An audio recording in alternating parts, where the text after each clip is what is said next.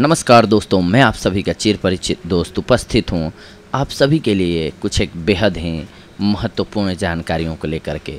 आज जानेंगे हम लाजवंती के बारे में। गजब की औषधि है छुई मुई यानी कि लाजवंती। आइए हम जानते हैं कैसे करती है ये रोगों को छूमंतर। लाजवंती नमी वाले स्थानों में ज़्यादा पाई जाती है। इसके छोटे पौधे में अनेक शाखाएं होती हैं। इसका वानस्पतिक नाम माइमोसा पुदिका है। संपूर्ण भारत में होने वाला यह पौधा अनेक रोगों के निवारण के लिए उपयोग में लाया जाता है। इनके पत्ते को छूने पर ये सिकुड़कर आपस में सट जाती हैं। इस कारण इसे लजौली नाम से जाना जाता है। इसके फूल गुलाबी रंग के होते हैं। लाजवंती का पौधा एक विशेष औषधि पौधा है। इसके गुलाबी फूल बहुत सुंदर लगते हैं और पत्ते तो छूते ही मुरझा जाते हैं।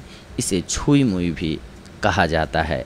आप इसे छूने जाइए, इसकी पत्तियां शर्मा कर सिकुड़ जाएंगी। अपने इस स्वभाव की वजह से इसे शर्मिली के नाम से भी जाना जाता है।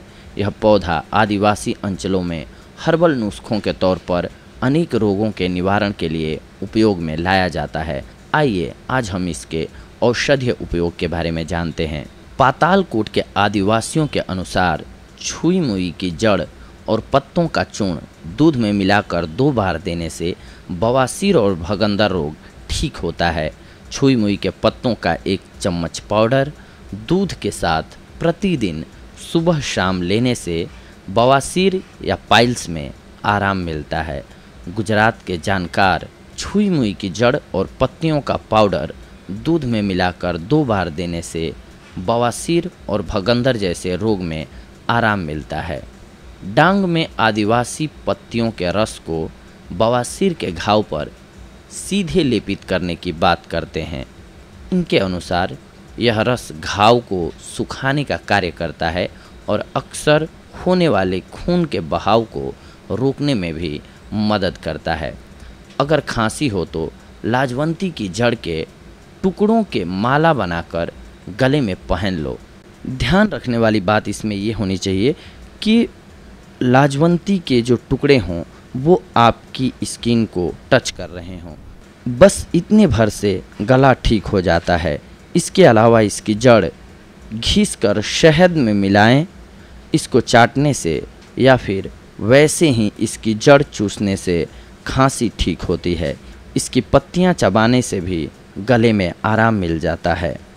यदि छुई मुई की 100 ग्राम पत्तियों को 300 मिलीग्राम पानी में डालकर काढ़ा बनाया जाए तो यह काढ़ा मधुमेह रोगियों को काफ़ी फायदा देता है। छुई मुई और अश्वगंधा की जड़ों को समान मात्रा में लेकर पीस लिया जाए और तैयार लेप को ढीले स्तनों पर हल्के हल्के मालिश किया जाए तो स्तनों का ढीलापन दूर होता है। स्तन में गांठ या कैंसर की संभावना हो तो लाजवंती की जड़ और अश्वगंधा की जड़ घिसकर लगाना चाहिए। छुई मुई की जड़ों का चूर्ण 3 ग्राम दही के साथ खूनी दस्त से ग्रस्त रोगी को खिलाने से दस्त जल्दी बंद हो जाते हैं। वैसे डांगी आदिवासी मानते हैं कि जड़ों का पानी में तैयार काढ़ा भी खूनी दस्त को रोकने में कारगर होता है। छुई मुई की पत्तियों और जड़ों में एंटीमाइक्रोबियल, एंटीवायरल और एंटीफंगल गुण होते हैं जिनकी पुष्टि आधुनिक वैज्ञानिक भी करता है। और मज़े की बात ये भी है कि आदिवासी अंचलों में हर्बल जानकार आज भी त्वचा संक्रमण होने पर इसकी पत्तियों के रस को दिन में 3 से 4 बार लगाने की सलाह देते हैं। टॉन्सिल्स होने पर इसकी पत्तियों को पीसकर गले पर लगाने से जल्द ही समस्या में आराम मिलता है। प्रतिदिन 2 बार ऐसा करने से तुरंत राहत मिल जाती है। जिन्हें गोइटर की समस्या हो उन्हें भी इस तरह का समाधान अपनाना चाहिए। डांग गुजरात में आदिवासियों के अनुसार 3 से 4 इलायची, छुई मुई की जड़ें 2 ग्राम, सेमल की छाल 3 ग्राम, इन सबको आपस में मिलाकर कुचल लिया जाए और इसे 1 गिलास दूध में मिलाकर प्रतिदिन रात को सोने से पहले पिया जाए तो यह नपुंसकता को दूर कर देती है। बहुत ही कारगर दवा है ये। नपुंसकता को दूर करने के लिए। हृदय या किडनी बढ़ गई हो तो उन्हें श्रिंक करना है तो इस पौधे को पूरा सुखाकर इसके 5 अंगों फूल, पत्ते, छाल, बीज और जड़, इन सब का 5 ग्राम 400 ग्राम पानी में उबाल लें। जब यह 1/4 रह जाए तो सवेरे इसे खाली पेट आप पी लें, आपको लाभ होगा। लाजवंती के पत्तों को पानी में पीसकर नाभि के निचले हिस्से में लेप करने से पेशाब का अधिक आना बंद हो जाता है। पत्तियों के रस की 4 चम्मच मात्रा दिन में 1 बार लेने से भी फायदा होता है।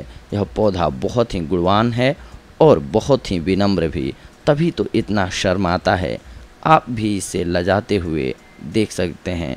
बस अपने गमले में लगाइए और पत्तियों को छू भर के देख लीजिए।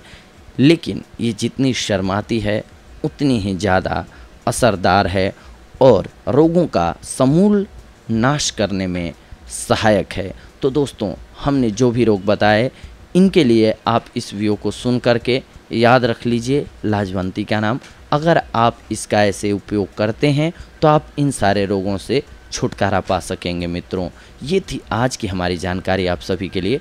अगली बार हम आप सभी से जुड़ेंगे कुछ एक और ही बेहद महत्वपूर्ण जानकारियों को लेकर के। तब तक के लिए धन्यवाद। नमस्कार दोस्तों।